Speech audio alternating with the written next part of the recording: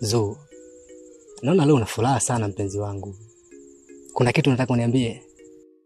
Kweli leo na furaha sana. Kuna kazi nimekamilisha. Ndio maana niona leo na furaha. Unajua Zo, mimi nashindwa kuelewa kitu kimoja. Ni kazi gani ambayo umekamilisha mpaka unakuwa na furaha kiasi hicho Zo? Usijali. Wakati ukifika utajua tu. Hapana Zo. Unajua Zo, wewe ni mpenzi wangu. Alafu nipo kwenye mahusiano na wewe muda mrefu sana. Lakini sijui unafanya kazi gani na kwa nini unashindwa kuniambia muda mrefu? Natamani kujua Zo, unafanya kazi gani? Jaribu kuniambia basi mpenzi wangu. Hivi wewe ni kitu gani unachokosa kwa kutokujua kazi yangu? Mimi si nipo hapa. Na ukinihitaji si unanipata.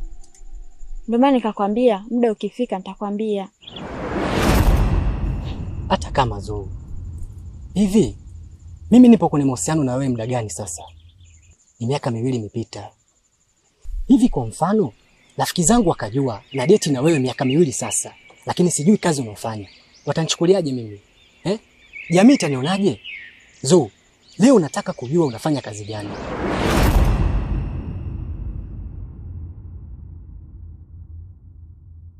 Utakapokuwa tayari kunijibu na kuniambia kazi unayofanya, unajua wapi pa kunipata.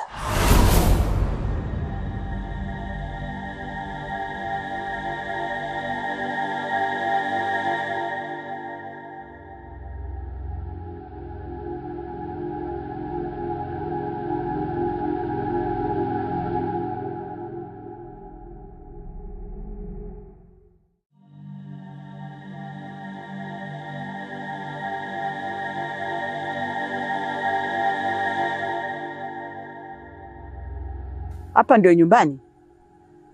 Mbona umesimama hapa barabarani?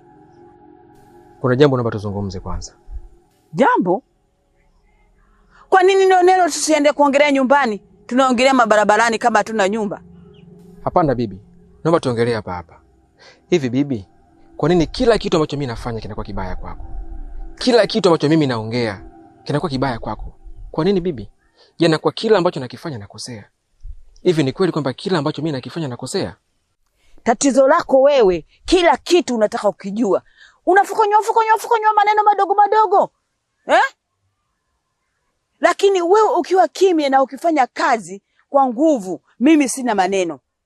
Na kwanza nikuchukie wewe mjukuu wangu. Nitakuchukia vipi? Nini mjukuu wangu peke yako, hakuna mjukuu mwingine zaidi yako wewe. Kwa hiyo bibi, ninapokuwa na maswali mengi, ninapokuwa nafukunyua vitu wewe unakuwa ni kitu ambacho kipendi, si ndio? Ndio. Hata waandishi wa habari hao hivyo.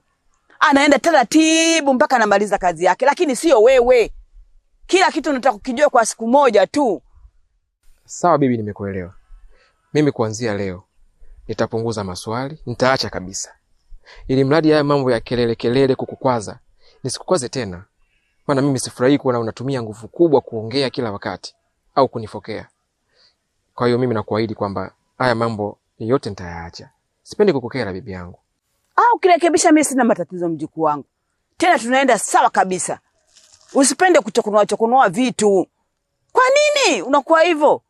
Kama ni hivyo, ugomvi wangu mimi na wewe utakuwa umeisha. Hebu twende nyumbani.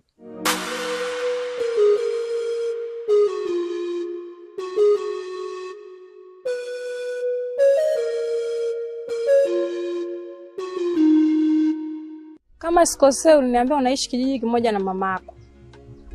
Lakini toka nilivyokuja sikusikii umzungumzie na hujawahi kunipeleka hata siku moja. Hii kwa upande wako imekaaje? Na ukizingatia mimi na hali kama hii, hakuna anayenijua mimi kijijini hapa. Na nimeshawahi kuongea na wewe kwamba mimi nabaki peke yangu. Yaani inanibidi tu iwe isiwe mama anijue na hii hali yangu. Unavyoondoka ajue basi hata uwepo wangu. Sikutaka kulizungumzia hili, ila leo inanibidi tu nilizungumzie, maana upo kimya sana Maulana. Zena, si rahisi kama jinsi unavyodhani wewe. Lazima nikae naye chini kwanza, lakini si unajua wazazi wetu sisi wa Kiswahili. Si rahisi tu kwenda kumfuata mzazi na ukamwambia kienyeji, lazima ukae naye chini